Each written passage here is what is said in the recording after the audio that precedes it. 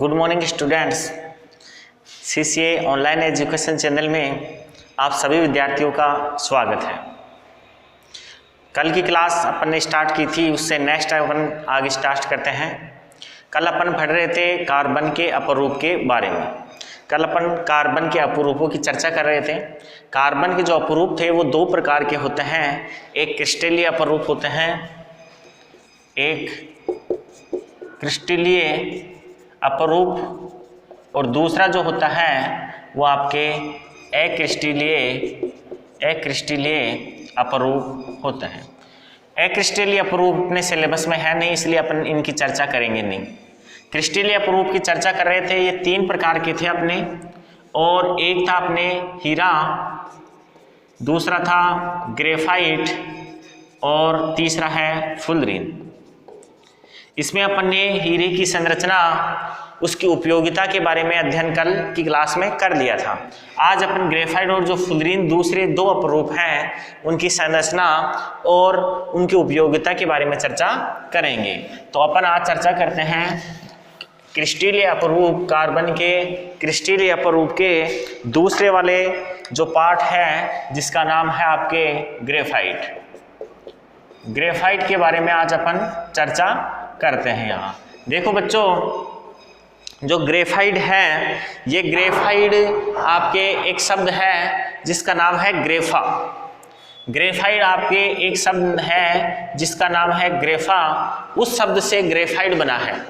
Graphite का जो नाम है वो ग्रेफा शब्द से बना है, और ग्रेफा का जो अर्थ होता है वो होता है लिखना। ग्रेफा का जो अर्थ होता है अपने हिंदी में उसको बोलते हैं लिखना, अर्थात ऐसे पदार्थ जिसके द्वारा लिखा जा सके, जिसके द्वारा चिन्ह किया जा सके, जिसके द्वारा मार्क किया जा सके, ऐसे पदार्थ को अपन ग्रेफाइट कहते हैं। देखो बच्चों, आपके जो पेंसिल होती है उस पेंसिल के अंदर जो अंदर वाला हिस्सा होता है वो ग्रेफाइट का ही बना होता है। ये भी एक रोचक घटना है कि जो ग्रेफाइट है उसकी जानकारी बहुत आखिर में जाके लगी थी। प्रारंभ में जो ग्रेफाइट है उस ग्रेफाइट को लेड, शीशे का ही एक भाग माना जाता था, क्योंकि जो लेड होता है वो मार्क करता है, और उसी प्रकार जो ग्रेफाइट है वो भी एक मार्क चिन्ह करने का काम आता है। इसीलिए आपने सुना हो तो जो पेंसिल होती है उस पेंसिल को आज भी हम लेड पेंसिल के नाम से जानते हैं, क्योंकि जो उसमें प्रयुक्त जो ग्रेफाइट है उसको पहले लेड या शीशा माना जाता था। तो अपन बात करते हैं ग्रेफाइट के बारे में, इसके स्ट्रक्चर के बारे में। तो अपन यहाँ देखते हैं कि जो ग्रेफाइट होता है उस ग्रेफाइट में भी जो कार्बन होता है वो एक उसका मुख्य घटक होता है। ग्रेफाइट में कार्बन मुख्य घटक होता है, और आपको पता है कार्बन की संयोजकता 4 होती है। यहाँ पर भी जो कार्बन होता है वो अपनी 4 संयोजकताएं पूरी करता है, लेकिन 4 संयोजकताओं में से 3 संयोजकता वो एकल बंध के द्वारा पूरी करता है, और एक संयोजकता वो द्विबंध के माध्यम से पूरी करता है। तो हम इसकी संरचना की बात करें तो ग्रेफाइट की संरचना षटकोणीय वलय युक्त परतदार संरचना होती है। मैं यहाँ लिख देता हूँ कि ग्रेफाइट की संरचना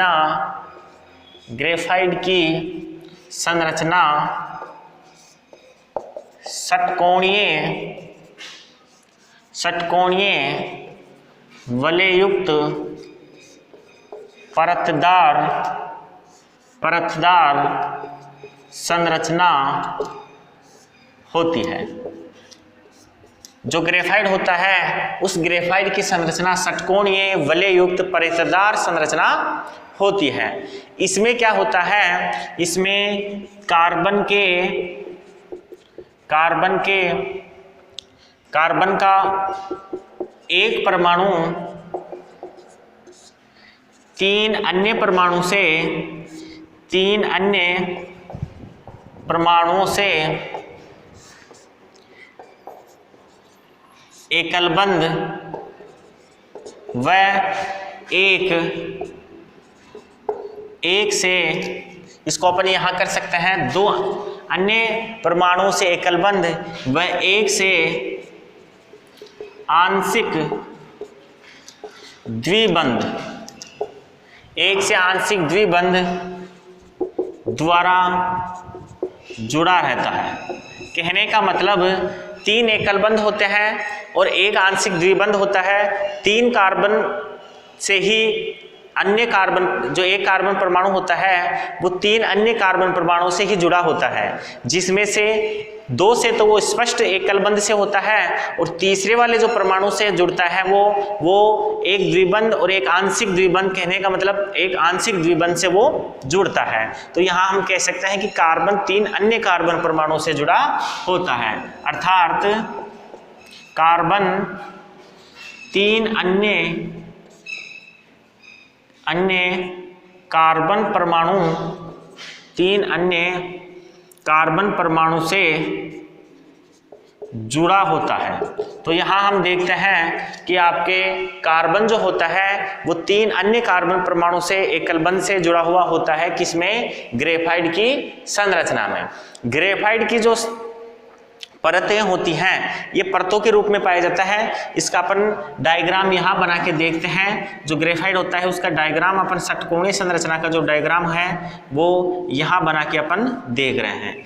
ये उसकी एक क्या है, स्ट्रक्चर है किसकी? ग्रेफाइट की, जिसके अंदर ये उसकी एक ऊपर वाली परत है जो मैं आपके सामने अभी बना रहा हूँ, और अभी इसकी एक नीचे वाली परत बनाएंगे। कहने का मतलब ये एक परतों के रूप में पाया जाता है। ये एक ऊपर वाली परत है, इसके नीचे वाली परत का अपन यहाँ निर्माण करते हैं। ये नीचे वाली परत है,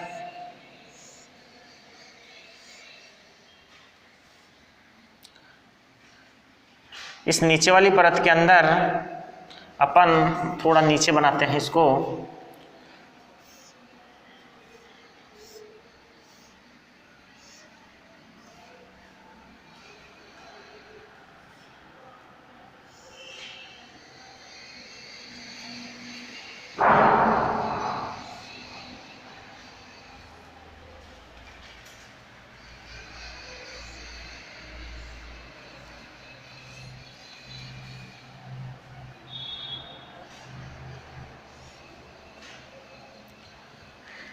यह आपके ग्रेफाइट की स्ट्रक्चर की एक परत है जिसमें ये ऊपर वाली परत नीचे वाली परत से जुड़ी हुई है, और ये जो दूरी होती है वो बहुत अधिक होती है, जिसके कारण क्या होता है कि आपके जो ग्रेफाइट होता है वो कैसा होता है? फिसलनशील प्रकृति का होता है। अर्थात एक परत दूसरी परत के ऊपर फिसलती रहती है। ये जो बंध हैं ये बंध आपके कैसी प्रकृति का है? ये दुर्बल प्रकृति के बंध हैं, जिसके कारण ये बंध आपस में टूट जाते हैं और आपके ये परतें एक के ऊपर एक फिसलती रहती हैं। ये ग्रेफाइट की 2 परतें हैं। अपन ने षटकोणीय संरचना होती है इसकी। ये एक कार्बन परमाणु है, 3 अन्य कार्बन, चलो इसको देखते हैं अपन। ये एक कार्बन परमाणु है, ये 3 कार्बन परमाणु से जुड़ा हुआ है और एक के साथ ये आंशिक द्विबंध से जुड़ा हुआ है। तो यहाँ जो मैं बता रहा हूँ ये आपके कार्बन परमाणु है। ये एक कार्बन परमाणु 3 अन्य कार्बन परमाणु से जुड़कर एक षटकोणीय संरचना का निर्माण कर रहा है। इसमें ऊपर वाली परत है ये, और ये जो परत है ये परत उसकी नीचे वाली परत है। दोनों परतों के बीच में एक द्विबंध के माध्यम से ये परतें जुड़ी हुई रहती हैं। ये द्विबंध एक प्रकार से आंशिक या द्विबंध होता है, कमजोर बंध होता है, जिसके कारण ये परतें एक दूसरे के ऊपर फिसलती रहती हैं। ये परत इसके ऊपर, फिर इसके नीचे एक और परत, इसके ऊपर, फिर ऐसे ऊपर, ऐसे करते हुए परतदार संरचना होती है ग्रेफाइट की। ये एक परत दूसरे परत से जुड़ी हुई है आंशिक रूप से। ये परतें एक दूसरे के ऊपर फिसलती रहती है, जिसी के कारण ही ये मुलायम सॉफ्ट होता है ग्रेफाइट, और चिन्ह लगाने का काम भी ग्रेफाइट का इसी कारण से हो जाता है। तो अपन यहाँ ग्रेफाइट की संरचना को अपन देखते हैं। आगे अपन नोट करते हैं कि 2 परतों के बीच में, जो ग्रेफाइट की 2 परतें होती हैं उसके बीच में अधिक दूरी होती है, जिसके कारण ये क्या होती है? फिसलनशील होती है, और इसका उपयोग शुष्क स्नेहक के रूप में किया जाता है। तो मैं यहाँ लिख रहा हूँ कि ग्रेफाइट की 2 परतों के बीच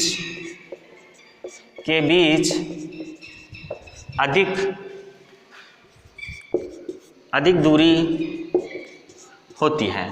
ग्रेफाइट की 2 परतों के बीच अधिक दूरी होती है, जिस कारण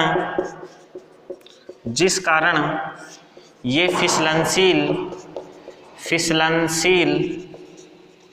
फिसलनशील होता है, जिस कारण ये क्या होता है, फिसलनशील होता है। और इसीलिए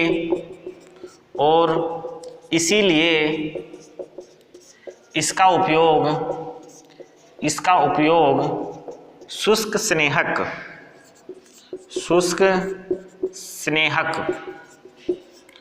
स्नेहक के रूप में किया जाता है। शुष्क स्नेह के रूप में उपयोग इसका होता है। ये इसीलिए होता है क्योंकि ये फिसलनशील होता है, और फिसलनशील होने का कारण ये है कि दोनों परतों के बीच में जो ये दूरी होती है, ये दूरी कैसी होती है, अधिक होती है। ये जो दूरी है, ये दूरी कैसी होती है, अधिक होती है। अधिक होने के कारण क्या होता है, ये फिसलनशील प्रकृति का होता है, शुष्क स्नेह के रूप में इसका उपयोग किया जाता है। नेक्स्ट अपन देखते हैं कि जो ग्रेफाइट होता है, ये ग्रेफाइट सुचालक होता है। ग्रेफाइट कैसा होता है बच्चों, ग्रेफाइट होता है आपके सुचालक। ये विद्युत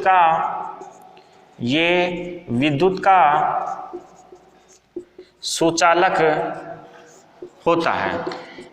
अब सुचालक होने का कारण यह है कि अभी अपन ने चर्चा की कि कार्बन 3 अन्य कार्बन परमाणुओं से जुड़ा होता है। कहने का मतलब कार्बन की संयोजकता 4 होती है, आपको पता है। 3 अन्य कार्बन परमाणुओं से जुड़ा हुआ है, एक से ये आंशिक रूप से जुड़ा हुआ है। इसके कारण ये आंशिक रूप से जुड़ा हुआ जो इलेक्ट्रॉन है वो क्या होता है, मुक्त अवस्था में हो जाता है। और इसी के कारण क्या होता है, जो आपके ग्रेफाइट होता है ये विद्युत का सुचालक हो जाता है। ग्रेफाइट विद्युत का सुचालक होता है क्योंकि इसमें एक इलेक्ट्रॉन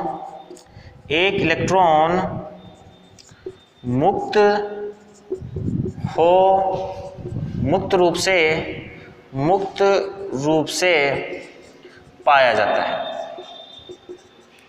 देखो बच्चों, ये इंपॉर्टेंट क्वेश्चन है। प्रश्न आता है हीरा विद्युत का सुचालक होता है लेकिन हीरा विद्युत का कुचालक होता है, लेकिन ग्रेफाइट विद्युत का कैसा होता है, सुचालक होता है। क्यों होता है, तो इसको ध्यान रखना आप कि हीरे में कोई मुक्त इलेक्ट्रॉन नहीं पाया जाता है, जबकि ग्रेफाइट में मुक्त इलेक्ट्रॉन पाए जाने के कारण आपके जो ग्रेफाइट होता है वो विद्युत का सुचालक होता है। इसके बाद हम बात करते हैं इसके रंग की। तो ये धूसर रंग, काले रंग का धूसर एक मुलायम पदार्थ होता है। यह काले रंग का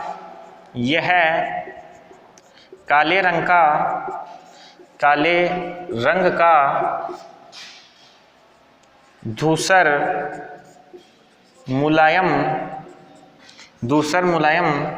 पदार्थ होता है। जो ग्रेफाइट होता है वो काले धूसर रंग का एक मुलायम पदार्थ होता है। यह एक काले रंग का चमकीला पदार्थ भी होता है। क्रिस्टलीय प्रवृत्ति होती है ग्रेफाइट में, जिसके कारण यह काले रंग का एक चमकीला पदार्थ होता है। यह काले रंग का चमकीला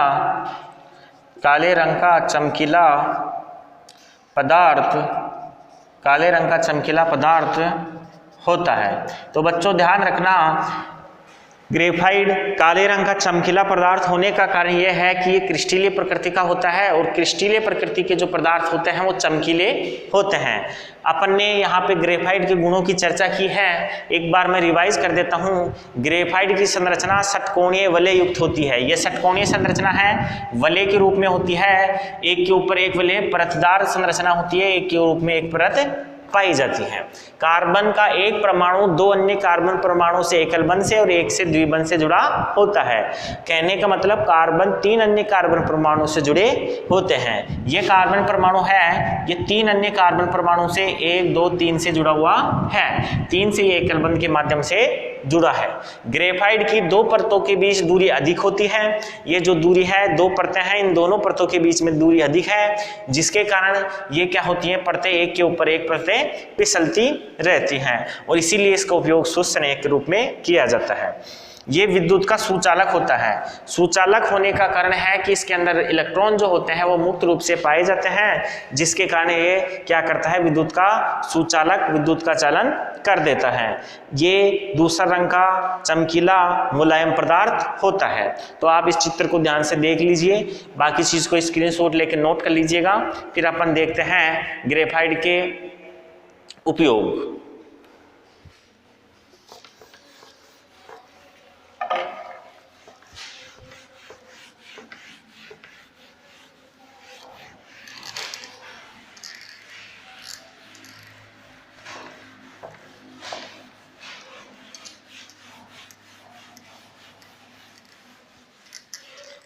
अपन देखते हैं अब ग्रेफाइट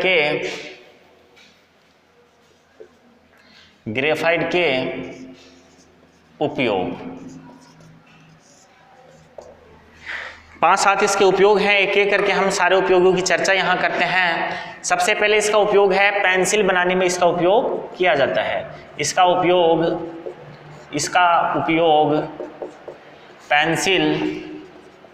पेंसिल बनाने में किया जाता है। आपको पता है कि जो लेड पेंसिल होती है वो ग्रेफाइट से ही बनी होती है और पेंसिल बनाने में इसका उपयोग किया जाता है। इसका उपयोग शुष्क स्नेहक के रूप में भी किया जाता है। शुष्क स्नेहक के रूप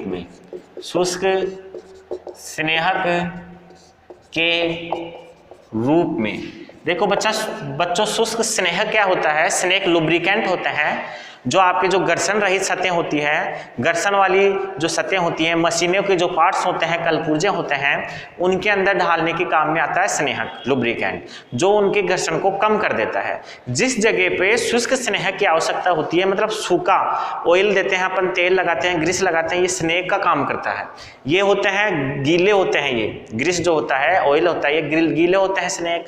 लेकिन यदि शुष्क स्नेहक के रूप में अपने को किसी पदार्थ का काम में लेना है कि वो घर्षण को कम कर दे और वो सूखे रूप में हो, तो आपके जो ग्रेफाइट का चूर्ण होता है वो शुष्क स्नेहक का काम करता है। अपन ने अभी इसके गुणों में बात की थी कि ये क्या होते हैं, मुलायम होते हैं, सॉफ्ट होते हैं परतदार संरचना के कारण। तो इस आधार पर अपन शुष्क स्नेहक के रूप में इसका उपयोग मशीनों में कर सकते हैं। आगे हम इसकी बात करते हैं तो इलेक्ट्रोड के रूप में इसका उपयोग किया जाता है। इसका उपयोग किसमें होता है? इलेक्ट्रोड के रूप में।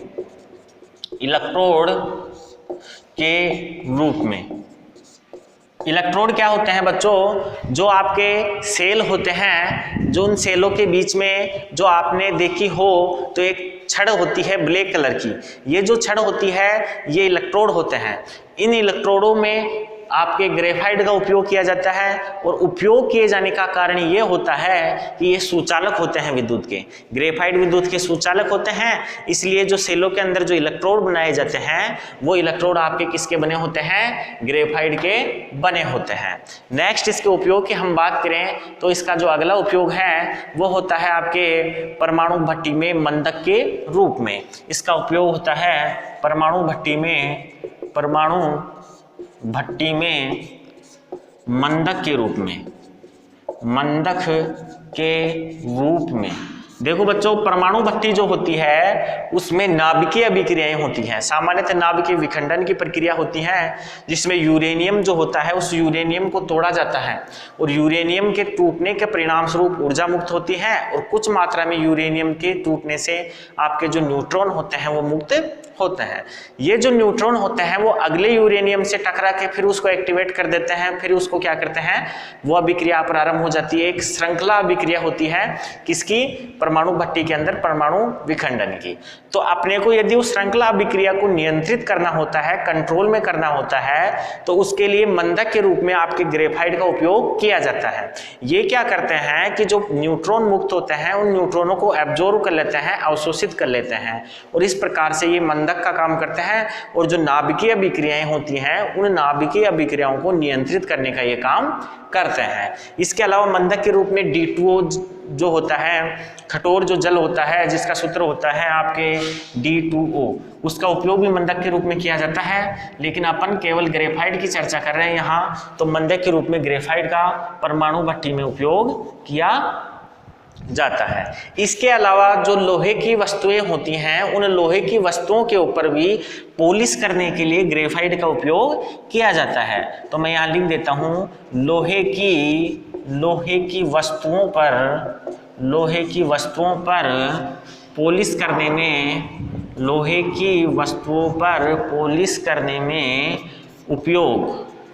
देखो बच्चों, लोहे की वस्तुओं के ऊपर जो पॉलिश की जाती है वो ग्रेफाइट की जाती है। ये जो ग्रेफाइट होता है वो लोहे की वस्तुओं को ऊपर पॉलिश करने के लिए काम में लिया जाता है। तो ये ग्रेफाइट की उपयोगिता हो गई है।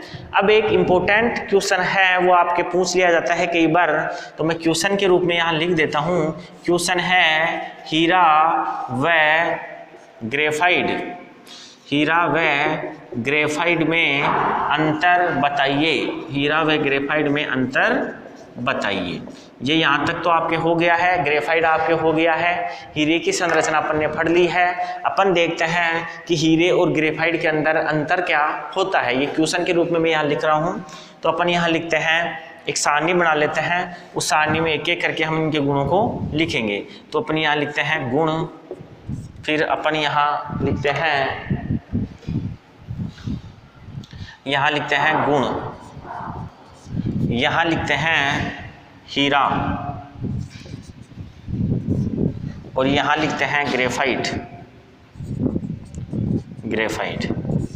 ये देखो, अपन एक सारणी बना लेते हैं, उस सारणी में एक एक करके हम क्या करेंगे, इनके गुणों के बारे में चर्चा करेंगे।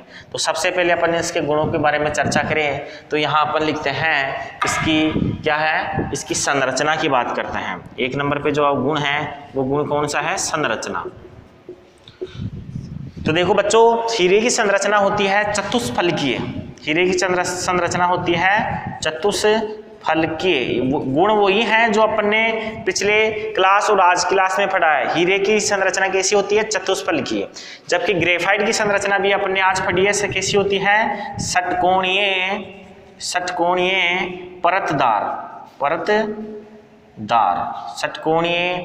परतदार संरचना होती है बच्चों। किसकी होती है, ग्रेफाइट की संरचना षटकोणीय परतदार होती है। दूसरे गुण की अगर हम बात करें तो आपके हीरे और ग्रेफाइट में दूसरा गुण है उसकी भौतिक अवस्था के बारे में। उसकी भौतिक अवस्था यहाँ हम नोट करते हैं, भौतिक अवस्था की हम चर्चा करें तो हीरा भौतिक अवस्था में कैसा होता है, ये होता है आपके पारदर्शी रंगहीन, ये होता है आपके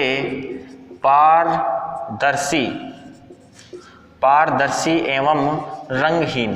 कल अपन ने देखा था कि हीरे के ऊपर चट्टानों का दबाव पड़ता है, जिसके कारण वो कैसा हो जाता है, पारदर्शी हो जाता है। तो हीरा पारदर्शी एवं रंगहीन होता है। जबकि ग्रेफाइट की चर्चा अपन ने आज की थी। ग्रेफाइट कैसा होता है, ग्रेफाइट होता है काले धूसर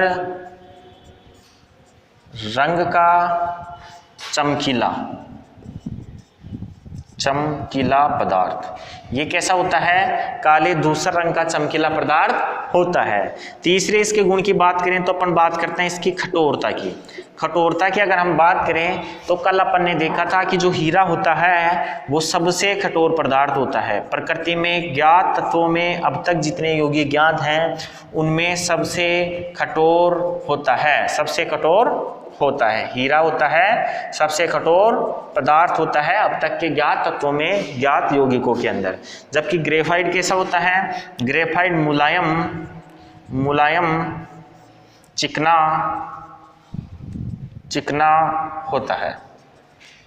ये सॉफ्ट होता है, स्नेह के रूप में इसका उपयोग इसीलिए किया जाता है कि ये मुलायम होता है और चिकना होता है। इसके अलावा हम बात करें चालकता की, तो चालकता की हम बात करते हैं, और चालकता में भी कौन सी चालकता, विद्युत चालकता की हम बात कर रहे हैं। हीरा विद्युत का क्या होता है बच्चों, ये होता है कुचालक। कल अपन ने चर्चा की थी, हीरा विद्युत का कुचालक होता है। और आज भी पढ़ा है कि जो ग्रेफाइट होता है वो विद्युत का कैसा होता है, ये होता है सुचालक। हीरा कुचालक होता है, जबकि ग्रेफाइट विद्युत का कैसा होता है, ये होता है विद्युत का सुचालक होता है। इसके अलावा इनका विशिष्ट घनत्व की हम बात करते हैं। इनके विशिष्ट घनत्व विशिष्ट घनत्व की अगर हम बात करें घनत्व की, तो हीरे का जो विशिष्ट घनत्व होता है वो होता है 3.15 और इसका होता है आपके 2.25। जो ग्रेफाइट होता है उसका 2.25 होता है और जो हीरा होता है उसका होता है 3.51। हीरे का आपके विशिष्ट घनत्व 3.51 होता है, जबकि ग्रेफाइट का विशिष्ट जो घनत्व होता है वो 2.25 होता है। तो इस प्रकार से हीरे और ग्रेफाइट में अंतर अगर आपसे पूछा जाए तो इस प्रकार से आप सारणी बना के आप उसके अंतर को स्पष्ट कर सकते हैं। तो ध्यान रखना बच्चों, हीरे और जो ग्रेफाइट है उसमें ये अंतर कई बार एग्जाम में पूछ लिया जाता है। आप इसको स्क्रीनशॉट लेके नोट कीजिएगा, फिर अपन आगे की क्लास स्टार्ट करते हैं।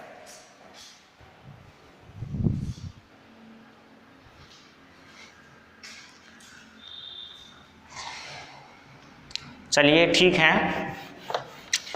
आपके अपरूप हम पढ़ रहे थे किसके? कार्बन के।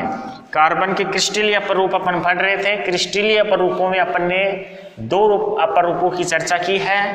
पहला जो अपरूप है वो अपन ने लास्ट क्लास में पढ़ा था, हीरा, और दूसरा जो अपरूप है जो जस्ट अभी अपन ने कंप्लीट किया है वो है ग्रेफाइट, और इसका तीसरा जो अपरूप है उसकी अपन अब बात करेंगे वो है फुलरीन।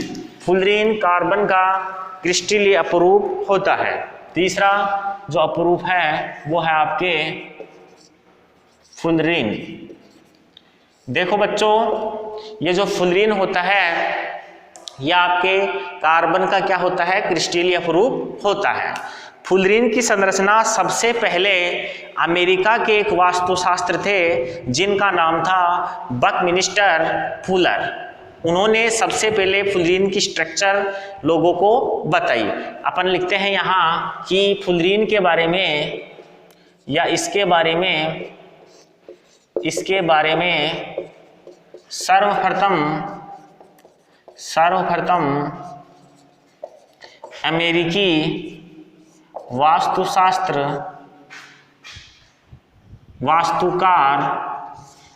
वास्तुकार बकमिंस्टर फुलर ने बताया।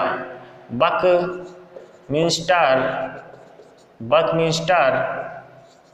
फुलर ने बताया। देखो बच्चों, ये एक वास्तुकार थे और इन्हीं के नाम पे इसका नाम रखा गया है फुलरीन। इन्हीं के नाम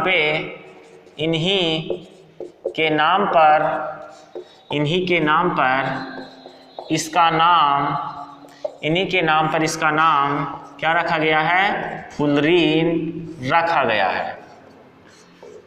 क्रिस्टलीय अपरूप जो तीसरा है कार्बन का वो फुलरीन है। सबसे पहले बकमिंस्टर फुलर ने बताया और इसी के कारण इसका नाम रखा गया है फुलरीन। आगे हम चर्चा करें तो इसकी जो संरचना होती है वो संरचना एक फुटबॉल के समान होती है। फुटबॉल की जो शेप होती है उसके समान इसकी संरचना होती है। अपन यहाँ लिखते हैं इसकी संरचना कैसी होती है? इसकी संरचना किसके समान होती है? फुटबॉल के समान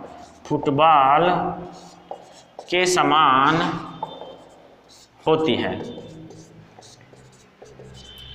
इसमें फुटबॉल के समान इसी संरचना होती है। जिस प्रकार षटकोणीय और पंचकोणीय संरचनाएं पाई जाती है फुटबॉल में, ठीक उसी प्रकार की संरचनाएं षटकोणीय और पंचकोणीय जो संरचनाएं होती हैं वो भी किस में पाई जाती है? फुलरीन में पाई जाती है। यहाँ ध्यान रखना बच्चों, जो फुलरीन होती है उसमें कार्बन की उपस्थिति के आधार पर फुलरीन 60, 70 या अधिक प्रकार के कार्बन युक्त हो सकती हैं। अपन देखते हैं कि जो फुलरीन होती है वो फुलरीन 60, 70 या अधिक कार्बन युक्त हो सकती है। फुलरीन जो होती है वो आप उसमें 60 कार्बन भी हो सकते हैं, 70 कार्बन भी हो सकते हैं या इससे अधिक कार्बन भी फुलरीन के अंदर हो सकते हैं। जनरली हम जिस बकमिंस्टर फुलरीन का नाम ले रहे हैं, जिस फुलरीन की अपन बात कर रहे हैं, उस फुलरीन के अंदर कार्बन की संख्या होती है 60। अर्थात हम सामान्यतः C60 जिसे कार्बन 60 के नाम से जाना जाता है, C60 फुलरीन का अध्ययन करते हैं और ज़्यादातर यही उपयोग में आती है और इसी फुलरीन को बकमिस्टर फुलर के नाम से जाना जाता है। नेक्स्ट हम बात करें तो इसकी चालकता की अगर हम बात करते हैं तो फुलरीन भी आपके हीरे के समान विद्युत का कुचालक अपरूप है, क्रिस्टलीय अपरूप कुचालक है। यह विद्युत का क्या होता है बच्चों? यह विद्युत का कुचालक होता है। यह विद्युत का क्या होता है? ये विद्युत का कुचालक होता है। अब इसकी संरचना की हम बात करते हैं तो इसकी जो संरचना होती है उसकी जो डायग्राम है वो मैं यहाँ बना के आपको दिखा रहा हूँ। आउटलाइन डायग्राम है जिसमें अगर हम बात करें तो इसकी ये एक आपके कौन सी संरचना हो गई? ये आपके पंचकोणीय संरचना हो गई है। इस पंचकोणीय संरचना के साइड में आपके षटकोणीय संरचना पाई जाती है। किसकी? फुलरीन की। जैसे ये यौगिक हैं, अब ये षटकोणीय संरचना बना लेंगे इसके बार और इस प्रकार से ये जो यौगिक बनेंगे, इस यौगिक में आपके जो संरचना होगी फुलरीन की वो आपकी किस प्रकार की हो जाएगी? ये आपके षटकोणीय संरचना बन जाएगी। अपन बना के यहाँ देख रहे हैं।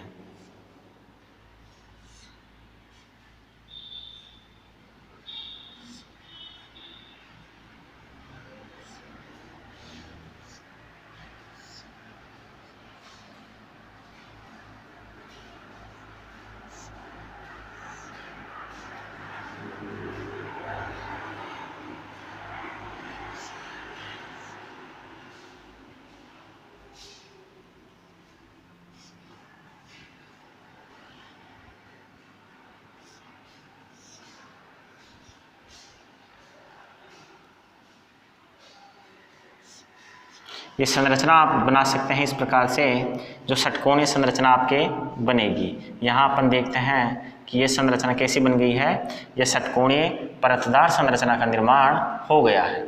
इस षटकोणीय परतदार संरचना में ये जो संरचना आप बाहर देख रहे हैं, इससे अन्य बंध आपके जुड़े हुए मिल जाएंगे। इसमें आपके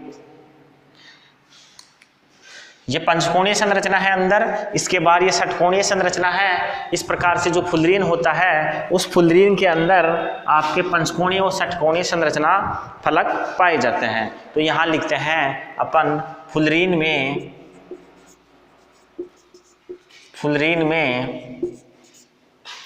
32 फलक पाए जाते हैं। फुलरीन में 32 फलक पाए जाते हैं जिनमें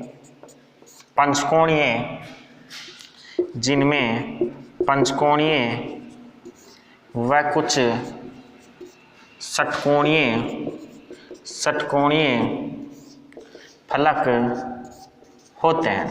देखो बच्चों, फुलरीन की संरचना में 32 फलक पाए जाते हैं। ये जो 32 फलक होते हैं उन फलकों में से कुछ षटकोणीय होते हैं और कुछ जो फलक होते हैं वो कैसे होते हैं? पंचकोणीय फलक पाए जाते हैं। इसकी जो आकृति होती है वो गोल गुंबदाकार होती है। इसकी आकृति गोल गुंबदाकार होती है। फुलरीन की आकृति कैसी होती है बच्चों? फुलरीन की आकृति होती है गोल गुंबदाकार और इसके अंदर हम कार्बन के मध्य बंध कोण की बात करें तो उसका मान निकल के आता है 1.40 एंगस्ट्रॉम। इसमें कार्बन के मध्य बंध लंबाई का मान 1.40 एंगस्ट्रॉम होता है। देखो बच्चों, ये जो कार्बन की बीच की ये जो दूरी है, इस दूरी का मान 1.40 एंगस्ट्रॉम होता है। ये आपके फुलरीन की संरचना है और ये जो संरचना है, इस संरचना में आपके कार्बन के मध्य जो बंध लंबाई का मान है वो 1.40 एंगस्ट्रॉम होता है। ये फुलरीन के जो गुण हैं उसके बारे में एक बार अपन चर्चा कर लेते हैं।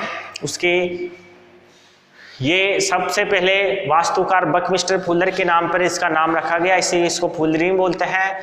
इसकी संरचना जो होती है वो फुटबॉल के समान होती है और 60, 70 या अधिक कार्बन युक्त फुलरीन हो सकती है। सामान्यतः 60 फुलरीन होती है। ये विद्युत की कुचालक होती है। इसमें 32 फलक पाए जाते हैं। कुछ फलक जो होते हैं वो पंचकोणीय होते हैं और कुछ कैसे होते हैं, षटकोणीय होते हैं। इसकी आकृति गोल गुंबदाकार होती है और कार्बन कार्बन के मध्य जो बंद लंबाई होती है वो 1.40 एंगस्ट्रॉम होती है। हम बात करते हैं आगे इसके उपयोग की। तो इसके उपयोग की हम चर्चा करें तो अपन उपयोगों के वो नोट करते हैं यहाँ, और ये उपयोग हैं जो हैं उनको एक एक करके अपन नोट करते हैं। फुलरीन की उपयोगिता की हम यहाँ चर्चा करेंगे। फिर इसके साथ अपना जो ये अपरूप वाला टॉपिक है, कार्बन के अपरूप, वो समाप्त हो जाता है।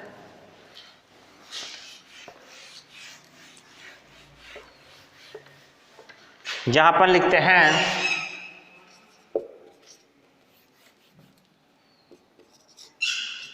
फुलरीन के उपयोग। देखो बच्चों, फुलरीन के जो उपयोग हैं उन उपयोगों की हम चर्चा करें यहाँ पे। तो सबसे पहला जो फुलरीन का उपयोग है वो है प्राकृतिक गैस के शुद्धिकरण की प्रक्रिया में, अर्थात प्राकृतिक गैस के शोधन में इसका उपयोग किया जाता है। तो मैं यहाँ लिख रहा हूँ प्राकृतिक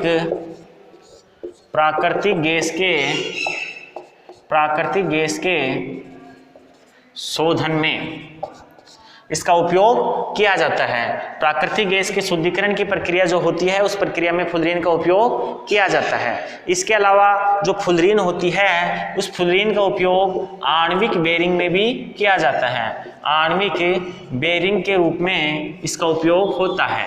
आणविक बेरिंग में उपयोग इसका किया जाता है। कार्बन के अपरूप जो आपके है फुलरीन, इसका उपयोग आणविक बेरिंग के रूप में किया जाता है। देखो बच्चों, वैसे तो ये जो फुलरीन होती है वो कुचालक होती है, लेकिन उच्च ताप पर, अत्यधिक ताप के ऊपर ये क्या होती है, अतिचालक की तरह काम करने लगती है। अर्थात ये क्या होती है, ये उच्च ताप